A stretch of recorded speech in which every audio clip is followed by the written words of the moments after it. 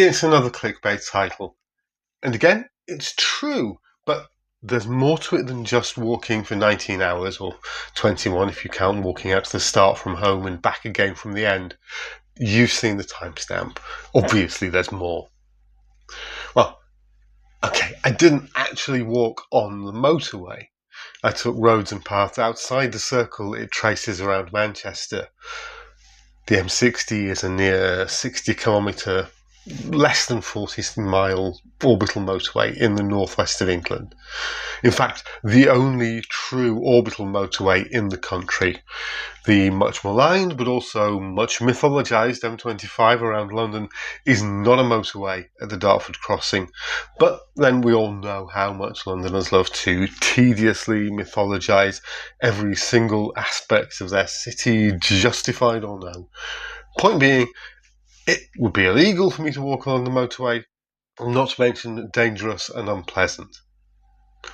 So it wasn't the first time I'd done this walk. I previously completed circuits 9 and again 8 years ago. However, on those occasions I'd come inside the M60 between Worsley and the Trafford Centre. While it would have been possible even then to continue the route to the west outside the motorway, it would have added a huge diversion that I simply couldn't be bothered to figure out in 2015. This time though, I did find that Western Passage, first on a map, then walking it the Sunday before attempting the full circle. Since this new section completely bypassed the Trafford Centre, I wasn't clear how much time it added to the route, but I guessed it 2 to 3 hours. That would make for 18 or 19 hours in total, plus the 2 hours between home and the start-finish point at either end of the day. I first completed the walk coming inside the motorway for a time on 30th of May 2015. This was only 2 months after a very turbulent week and a half in which my mother died. I started a new job after a few weeks looking and finally secured the housing association flat I'm living in now. I was also fighting my way out of a period of depression and anxiety by doing what I always do, setting targets and launching new projects, whether creative, educational or personal.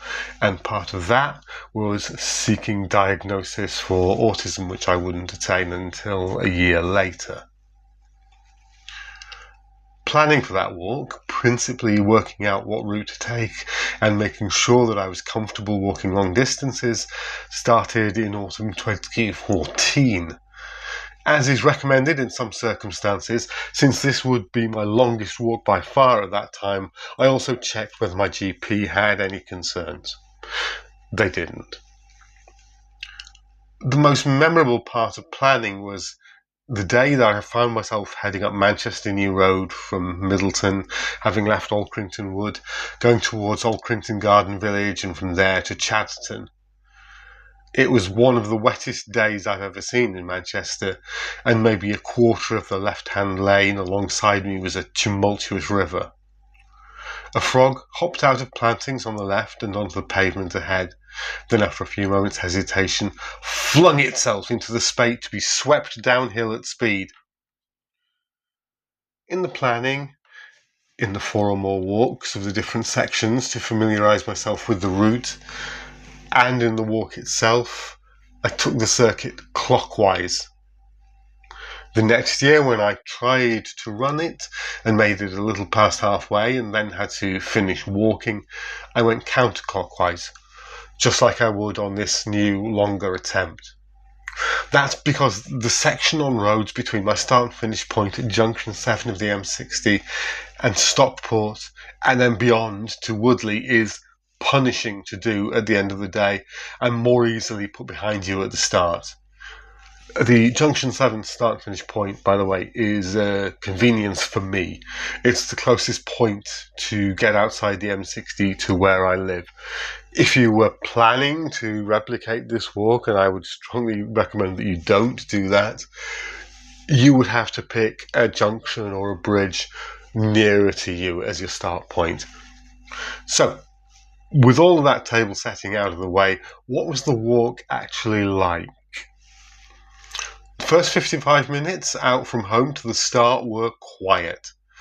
I started just before 1 a.m. on a work night. There was the odd car or taxi, a couple of people walking, 2 small groups half an hour apart talking on the street, and someone on a scooter going to an early shift or returning from a late shift. Not much to see or think about. I ran over sections of the route in my head, especially 2 I knew would be challenging to remember, for which I'd printed out maps. I tried to guess at how long I thought the walk would be. My best estimate was between 19 and a quarter and 20 and 3/4 hours, meaning I'd be home between 8:15 and 9:45 in the evening. I hoped for the earlier time. I packed for 20 hours. 4 packed lunches of 5 items each, 1 item for each hour, and with less food than the York adventure, and knowing the daytime temperature was likely to reach 27 degrees Celsius, I had 6 litres of water. The temperature now was only mid-teens Celsius. I had to remind myself that by mid-afternoon, with over half the walk done and on exposed roads and tracks for long periods, I would be hot and uncomfortable. Less than half an hour into the circuit proper, a fox ran across the road ahead. As always, most recently, overnight between home and York, writing under streetlights was tough. Added to which, if walking through residential areas in the dead of night already feels suspect, doing so while scribbling in a notebook feels doubly so. Shortly after 3, I reached Northenden, and within 1/4 of an hour the first buses in each direction went by. The first birds started singing, but soon stopped. The moon stayed behind clouds. Although I'd been walking over 2 hours and was more than an hour into the circle around the M60, I wouldn't feel I'd really started until Stockport. Ahead was the first hurdle of the walk, one of several bridges over motorways that had caused immense anxiety 9 years earlier when planning the first walk, and on that walk itself. I'm afraid of heights, even more so over racing traffic, in this case traffic on the M56. Back in 2015, I was determined to complete the walk, even if it meant crawling over bridges on hands and knees. In the end, I didn't crawl even once. This first crossing took a footway alongside a road which, perhaps irrationally, feels safer than a footbridge. An hour later, the crescent moon had escaped the clouds, and the sky showed signs of getting lighter. There were a few more people and cars around, though less than I'd anticipated. At times through Northenden, I'd second-guessed myself on the route. Now in Gatley, I was totally confident of it as far as Middleton.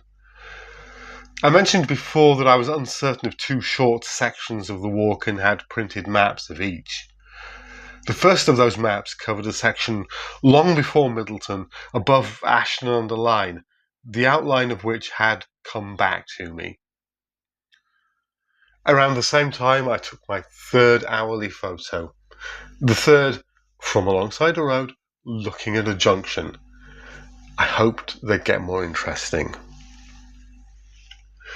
Planes leaving and approaching Manchester Airport could be heard.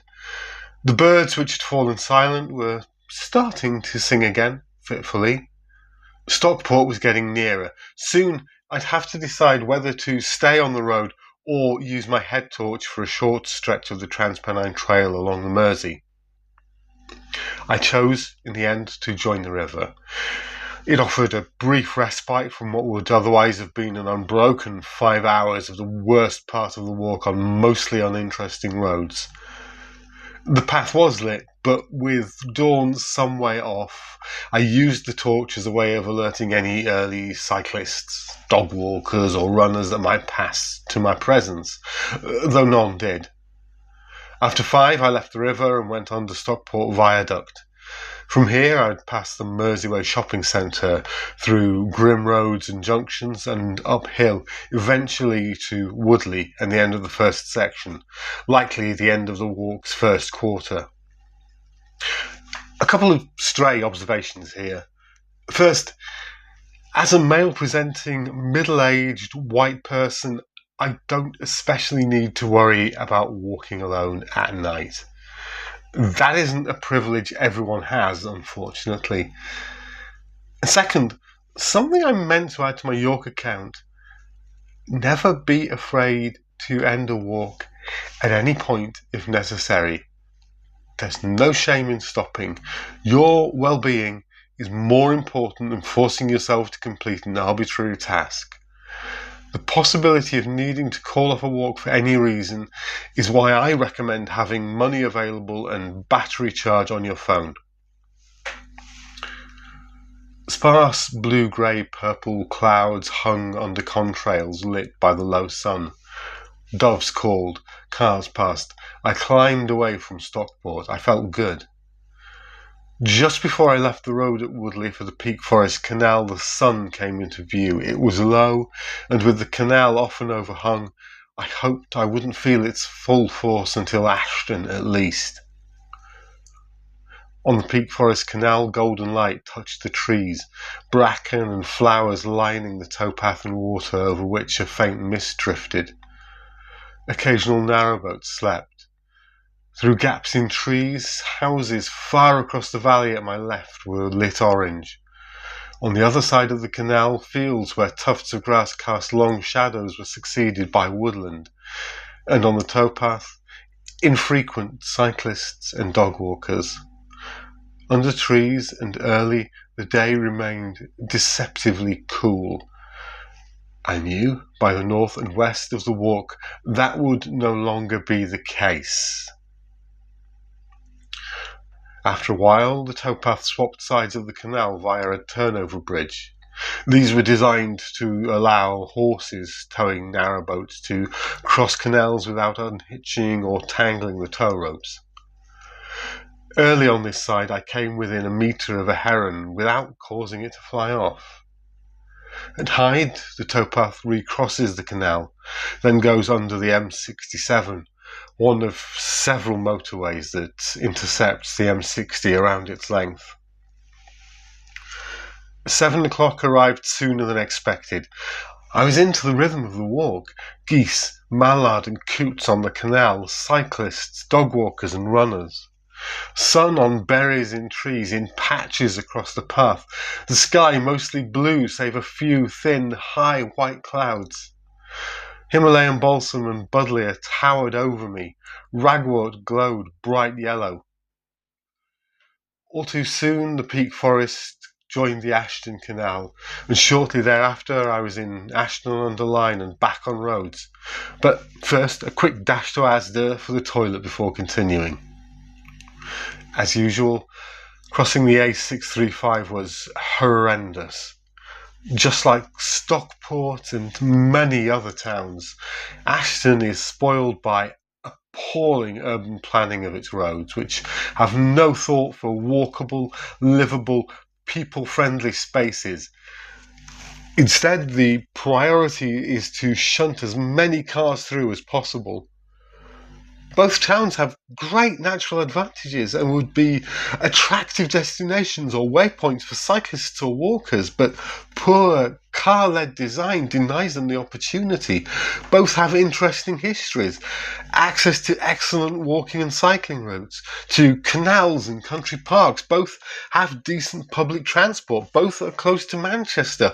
Both are reasonable starting points to make your way into the Peak District. Both still retain some wonderful buildings, and yet both are treated as afterthoughts, as obstacles to cars. Although, I suppose, not being especially picturesque, they avoid the fate of prettier places in Greater Manchester and in the wider region immediately beyond, of being flooded with visitors every bank holiday, sunny day and weekend, cluttered with parked cars.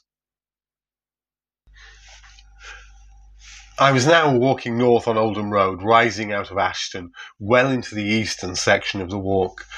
The direct sun mostly held off behind meagre clouds. The road dipped briefly at Daisy Nook, a place I walked through frequently, then rose again. Neither the first nor last of my many routes in and out of Manchester I'd cross or briefly follow in the day. Not yet at the top of the very long hill, Park Cakes across the road on the right marked where I turned left to pick my way gradually towards the Rochdale Canal and Oldham Way. The roads were properly busy now. The sun was out and I was hot.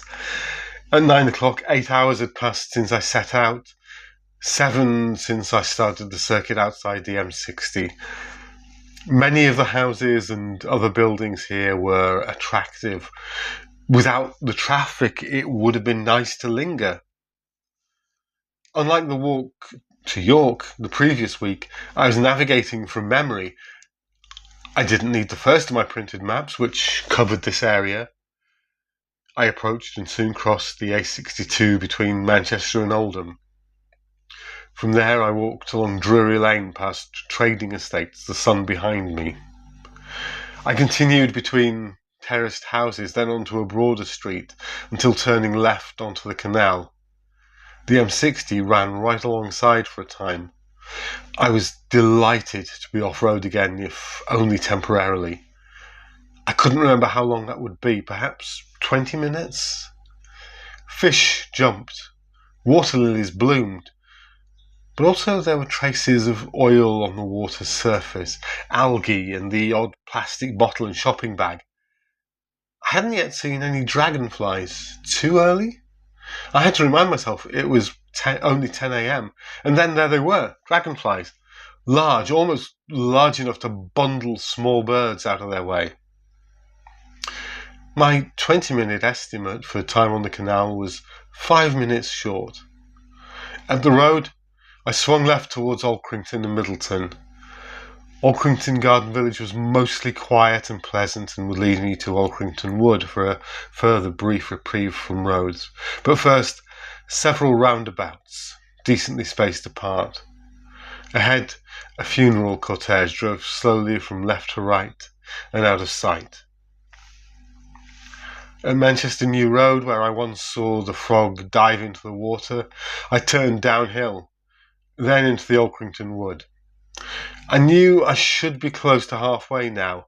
In the wood, I stopped to refill my large reusable bottle from one of the external side pockets of my backpack and switch out the now empty smaller bottle from the other for a full one from inside the backpack. Rearranged the contents, then continued. After a mere half hour, I left the wood.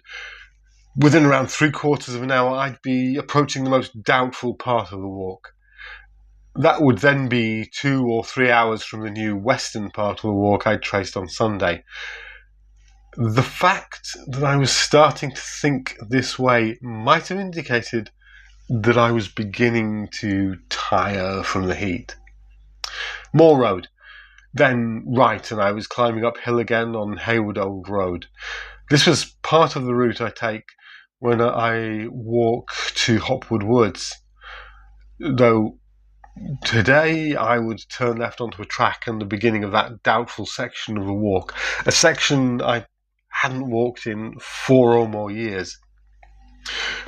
Before that turn, though, fields interspersed with houses lined both sides of the hill. Near top and bottom, police speed traps were set. I turned left onto a further short climb. Sinister lane, pale and dusty, fully exposed to the sun. If I wasn't already in the northern section of the walk, it wasn't far off. I had got here much sooner than expected on leaving Alcrington Wood.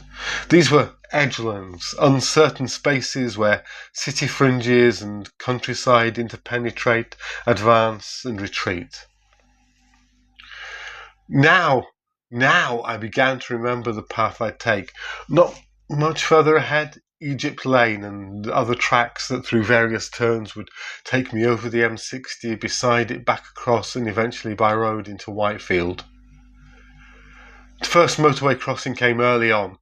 For someone with acrophobia, fear of heights, it was the worst crossing of the walk. The road relatively narrow and the barriers at either side too low for my comfort. I took the centre line and ran, focusing only what was in front. The view on the other side was perfect reward. Blue sky, fields stretching away, sometimes interrupted by roads. Far in the distance, hills rising. Wheat, sheep, solar panels, trees. A lovely day. Much as I love the sun, happily, soon after the path turned left, the track had me shaded by trees and bushes. Here were dragonflies and butterflies, sheep in neighbouring fields, wild raspberries. The track narrowed to an overgrown footpath. Again, memory rearranged itself. This turned right to track the M62, only metres away. After a long time, though less than it seemed, came the place I recrossed the motorway, a bridge. On this side, the access road to a golf club. On the other, a track that turned eventually into a road. Those interstitial edgelands again. I'd navigated the doubtful section without recourse to my printed map, and from here I could finish the walk in my sleep. The crossing was long, and another where I ran down the centre and hoped no traffic came either way. It didn't. Left onto the track, into the verge for a careful Land Rover coming the other way, and onwards. Back in the sun's sweltering heat, but with the worst, most boring roads at the start of the day, and the most complicated, least familiar section immediately behind me, I felt it should be easy from here, save the tedious length of the East Lancs Road much later. You might reasonably ask, why undertake such a walk on a day when I could sit in the shade? All I can say is I prefer this. I had a hat and loose long-sleeved shirt to keep the sun off, plenty of water, and the chance to at last complete a walk around the M60, this time staying outside the circle all the way. It might have been shorter than going to York, but it would still be an achievement I could be proud of if I could finish it. After the track, the roads, then Bess's at the barn. From here I crossed Bury Old Road, made my way to Bury New Road, crossed that, and on to Phillips Park Road. The M60 was again, for the moment, right next to me. On Phillips Park Road I was soon back in shade. Himalayan balsam reminded me of the Peak Forest Canal, now impossibly distant geographically and in time, yet I'd been there mere hours earlier. Phillips Park Road forms part of a regular 6 to 7 hour loop walk I take. That runs through Salford, up Bury New Road and over the M60, onto this road, then down through Drinkwater Park, along the River Irwell, through Kersal Wetlands, back on the river into Peel Park, and from there home to Whalley Range. I'd done exactly that only a few days before, but today, at the end of this road, I wouldn't go left and under the motorway on my way home. Instead, I'd go right, continuing the walk. So far, except in relatively short spells, I hadn't felt too much of the sun's full blast. That would come a little way ahead, and in the new western passage toward the end. The road stopped, became a bridleway, plunged downhill in the cooling shade of trees. Inside, architectural green, a stained glass window in multiple shades of the same colour. The path I turned onto was similarly shaded, though less overwhelmingly green. Here again, dragonflies, birds, and the sound of the motorway ever so slowly fading. More than half an hour of welcome shade was succeeded by direct sun at Giant's Seat Garden Centre. This would be an extended period with little protection. It was 2 o'clock, a long, hot afternoon ahead. at the very least 6 or I guess 7 or more hours walking to go. I had a bit more shelter before Clifton Country Park, but I expected most of my time there would be exposed. Interrupting here to say that increasing concentration on the sun and heat, and later increasingly brief and irritable descriptions show just how much the temperatures were affecting me. This can be an unforgiving walk in ideal conditions, and these were not ideal conditions for such a walk. But away from my personal discomfort, what concerned me more was the presence of ambulances and fire trucks, some with lights flashing, which I hoped were there on standby for possible incidents in the river and the lake, and not for an actual water rescue. This, of course, being a hot day in summer break, meaning lots of families and children by the water and swimming. I haven't subsequently found reports of any incidents, which I would like to assume is good news. From the park, I made my way to the even more exposed Manchester Road, one of many roads to carry the name, this one running from Manchester to Bolton.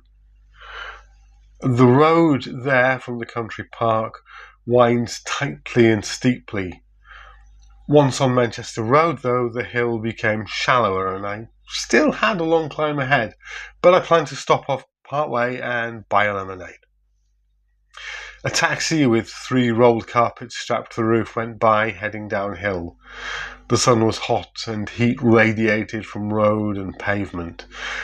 Despite that, I felt okay. Better than I might have expected, though in retrospect already showing signs I'd be seriously tired by the end of the day. For now, the prospect of buying that lemonade helped cool me, as did the prospect of shade not too far ahead, and more immediately, actually stopping in the shadow of a tree to refill my reusable bottle, exchange the other, and adjust my backpack's contents again. At last, with cold lemonade in hand, rapidly diminishing, and having resisted the urge to stay in the air-conditioned shop, I continued. The hill levelled out, and I turned left onto a road leading by various turns to Blackleach Country Park. Periodically there was a moment's breeze or a few steps in shadow. Once clouds hid the sun. All these were welcome.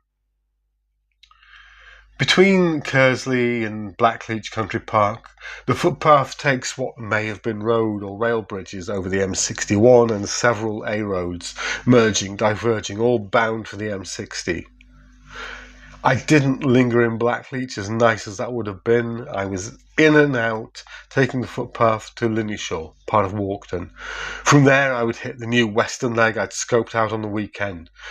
The footpath again lent shade, and at this time few people were there. They'd be at work, at home, or by water somewhere. All too soon I left the green cocoon for Linnyshaw and hot urban or maybe suburban roads. I've spoken previously about my motivation for first doing a walk around the M60, but not how I chose to select this as the walk I would do.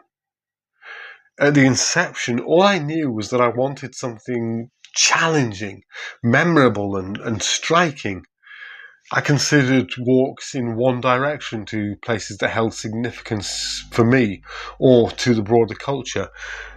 And then one day I had my OS map of Manchester open in front of me, and there it was. A great wheel of motorway right there. Immediately I started planning with, at that time, no idea how long it might take. I reached the East Lancs Road just after 4 and set off west to where I'd start the last leg. I estimated I should be home around 9, a total of 20 hours walking, a distance I'd have thought inconceivable in one go not very long ago. To my surprise, although the East Lancs was just as bad as I remembered, it afforded me more shade than I expected. It is a punishingly dull stretch of road, enlivened only a little by the trees either side of the 4 lanes of relentless traffic. Once again, a walking companion would have been welcome.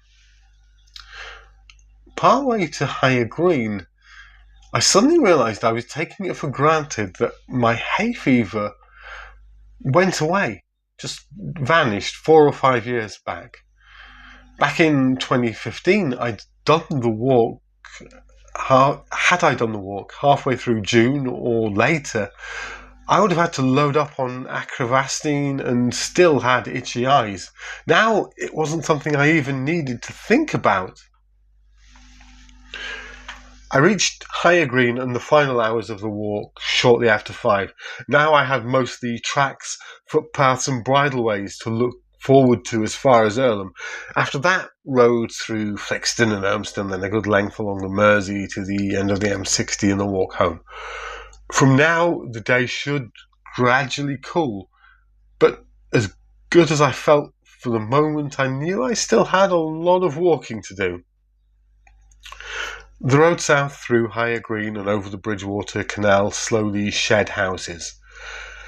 After a roundabout, the footway was overgrown and I knew ran out further on. Notwithstanding the industrial side off the roundabout, this was now farmland.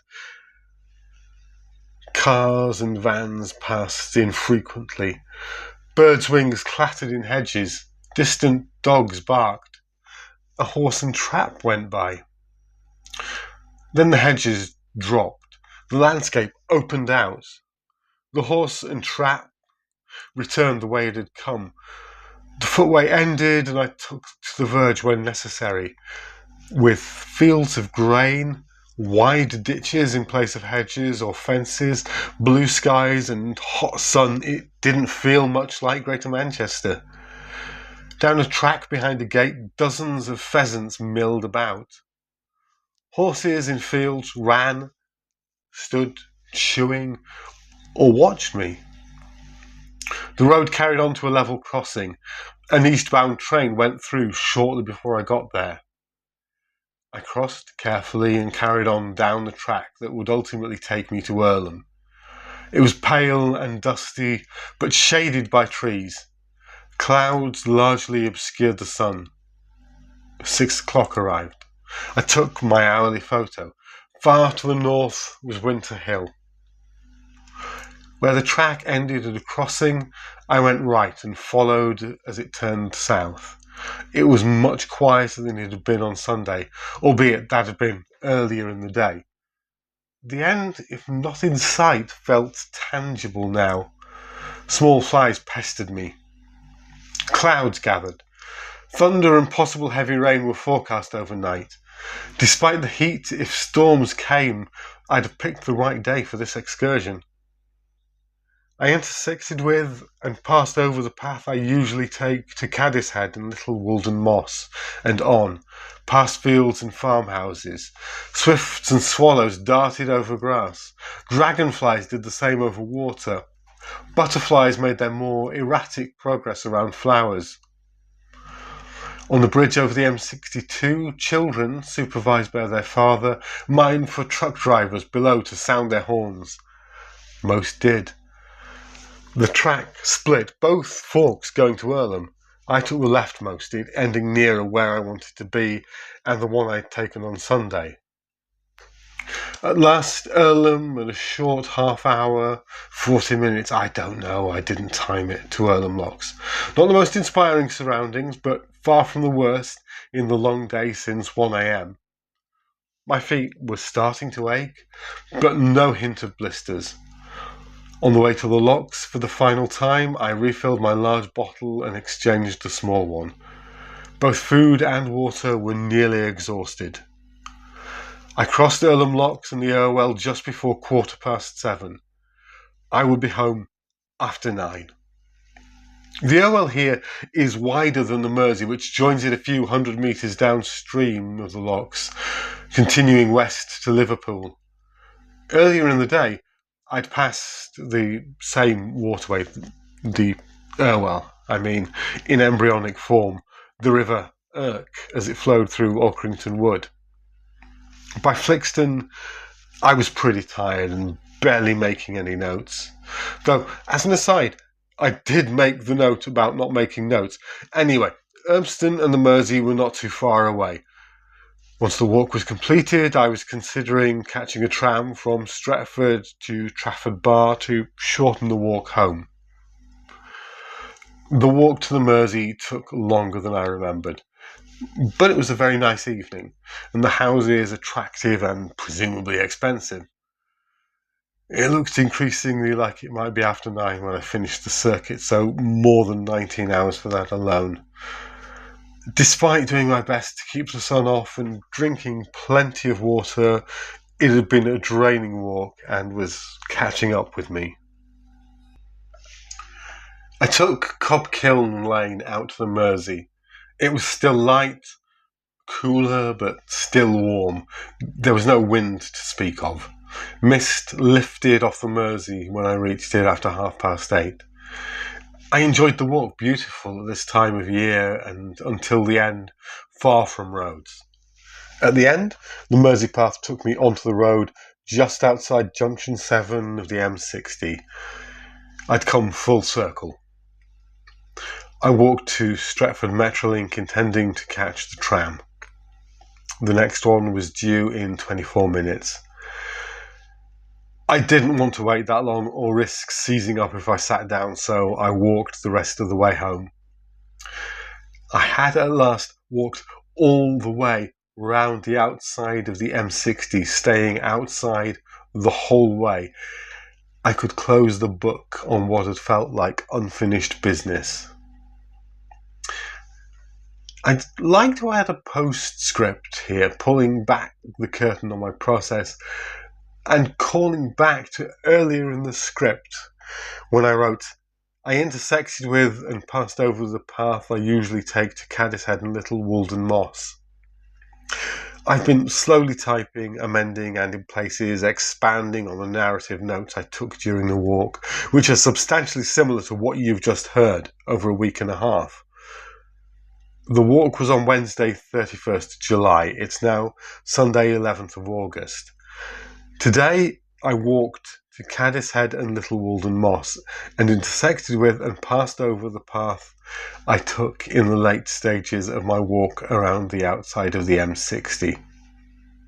That's fine. It's whatever. A neat, if unsurprising connection. What interests me more is a moment earlier in today's walk. On the walk, close to City Airport, Barton Aerodrome, there's a low ridge with trees on it separating two fields that the footpath crosses. That's generally a matter of 2 minutes at most to walk. 3 or 4 weeks ago, when I was last out that way, it was overgrown, but not so that it impeded me.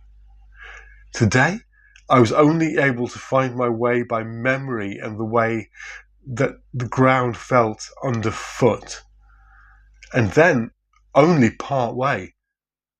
I pushed through Himalayan balsam, nettles and brambles that reached over my head until I came to a halt. I couldn't find the path. I couldn't go any further. I pushed. I tried to step.